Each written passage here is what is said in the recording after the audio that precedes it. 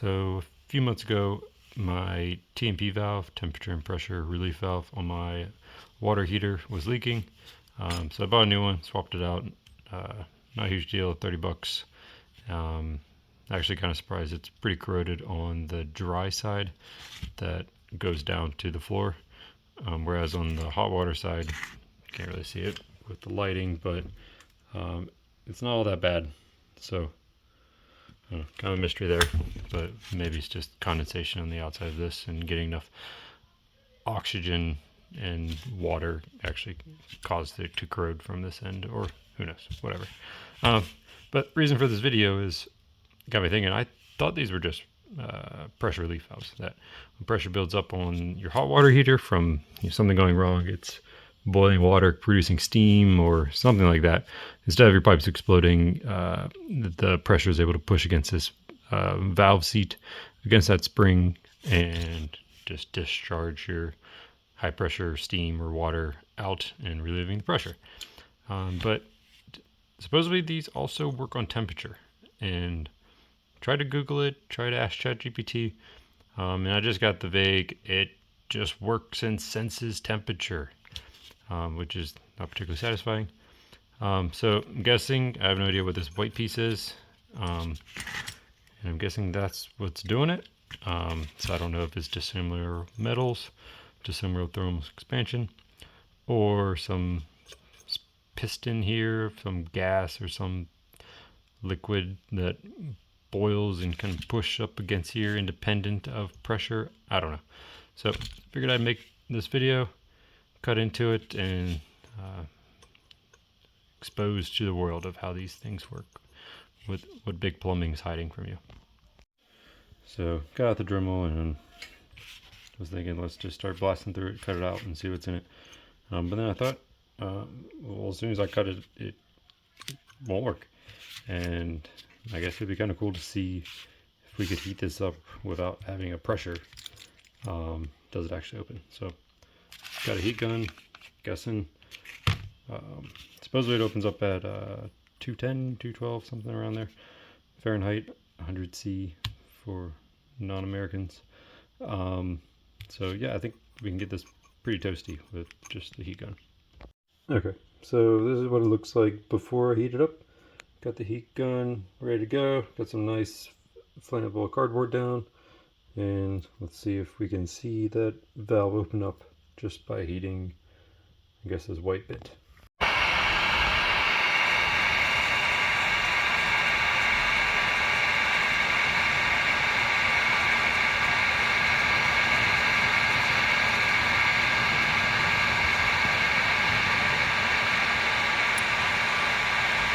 Shit.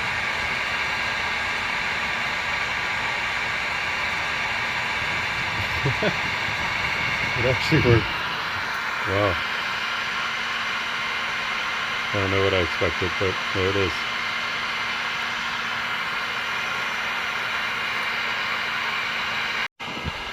Probably do it one more time before I cut into it.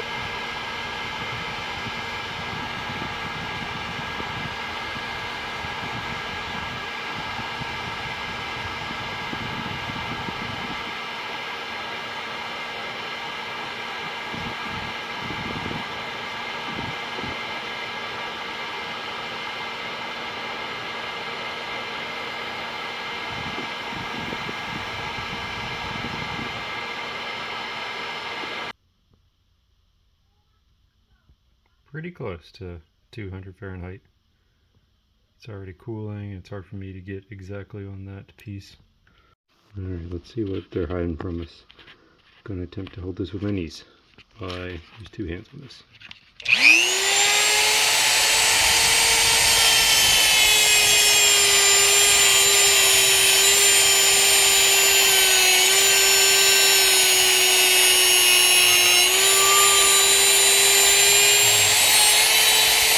Oh, I apologize for the shitty filming, but this is what it looks like. Still a little toasty, but that's clearly copper tube. So whatever this white coating is, I'm guessing, I don't know. And you probably saw a little bit on the video, there's some liquid coming out. I don't know if that's just this plastic goo in here melting from the cutoff wheel or what. Let me see if I can dig into this a little bit more. Okay, so I cut into it again. This time the coating clearly can peel off, so pretty robust paint of some sort. But yep, definitely copper. You can see it's pretty shiny. I kind of went along the length of it. And while I was cutting this time, more liquid came up, but then immediately solidified. So I think it's definitely, the cutoff wheels melting that plastic, and it's oozing out. So tube of plastic. What the hell is this? Alright, I don't know what else to do other than just keep cutting. Guessing there's got to be some kind of piston aspect of this farther down, that this plastic melts and expands, pushes, maybe. Alright, just yank the handle off, and I think I'm gonna cut the top of this. That looks like they kind of rolled like a can. Fortunately, that's what the spring's pushing on, so it's probably going to explode my face. Alright, the little cutoff wheel about had it, but I got it out. Basically just kept cutting around the edge, as you can clearly see there. And once I got close, I just yanked on it with the channel locks. So didn't explode, so not a big deal or anything like that. So you could see the piston in here. Maybe I could actually pull it out. Come on. What is this? And of course you have to push it out that way. That makes lots of sense. Alright. Oh, alright, one-handed. Alright. And this looks potentially like a piston. Gotta keep cutting, I guess. Alright, so here it is. Here's that back end of that tube cut. This end is what seats the one end of the spring. Then there's another collar here that's brazed, soldered, maybe just swaged to this tube. Can't really tell with my cut marks. There's the other end of it, and pulled it out. It's literally just a little rubber, some kind of polymer elastomer ball. That is what does the seal to keep the liquid rubber, whatever this stuff is, from leaking out. So once that goes, melts, goes liquid, it expands against this rubber ball seal, and that ball just slides in that tube, pushes against this spring and piston, and this end ends up pushing on the center of this, which obviously is being pushed against by this spring. So there you have it. That's how you have the independent temperature relief, in addition to just the pressure relief by high pressure steam or water pushing on this surface, counteracting the spring to seat this. So not really sure why you need the two independents, why there would be a situation where your temperature is so high but your pressure does not go up. I don't know. I have to think about that. Okay, so I was thinking about this some more. So obviously in terms of pressure, you can look at the little cap here is rated for 150 psi, 150 pounds per square inch. So if the pressure in your piping, whether it's caused by a hot water heater or anything else, if that gets so high that 100 pounds per square inch on this surface, which is, I don't know, pretty close to a square inch, 150 pounds of force pushes, it will open this valve, allowing water to come out, relieving the pressure. And so obviously that's the primary concern, is you don't want your pressure to be too high that your pipes or your tanks or faucets, all that stuff just explodes, right? That you'll have missile kind of situations and you'll be damaging things and people. And so things that could cause pressure to spike are independent of the temperature, or can be. So you could have the pump on your system, whether it's your well water, cistern, tanks, your utility water coming in. If for some reason you got the wrong size pump, or it doesn't have the bypass set up, or just something, a terrible situation, you got a huge pump, you just overload the system and it's cold, you just have a pump pumping.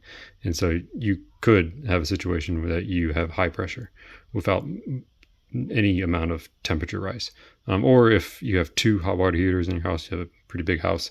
And so, or you run 2 hot water heaters in parallel or in series, you could have a situation that one hot water heater goes haywire and just starts boiling water like crazy, and the other one doesn't really see that temperature, but it will definitely see the pressure.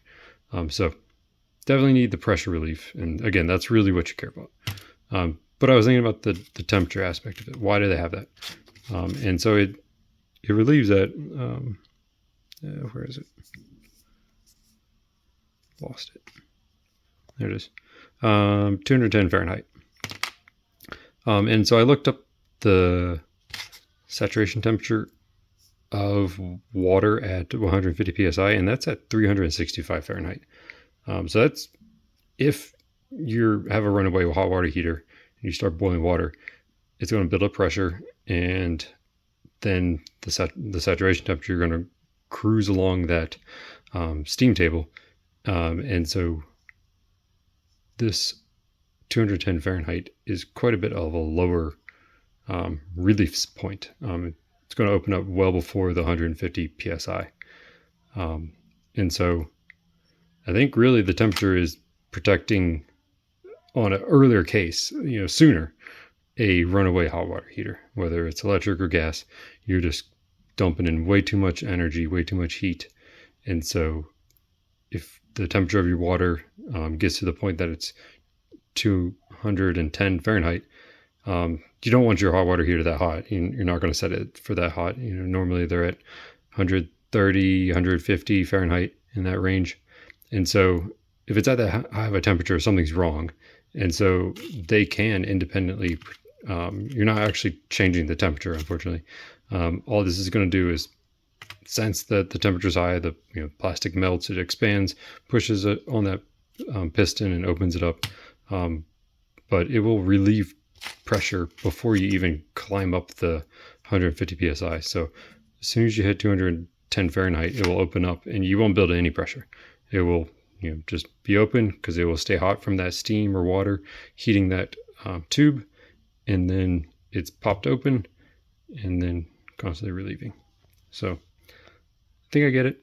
I guess it's just extra safe, another redundant feature for that kind of situation. But let me know. Leave in the comments if you are more familiar with this. There is an ANSI code to it and ASME on here, so maybe we can go check out that spec, and maybe there's some more information about the history of these. So hope you enjoyed the video. Let me know if you have any more thoughts or ideas of how these work and what their intentions are.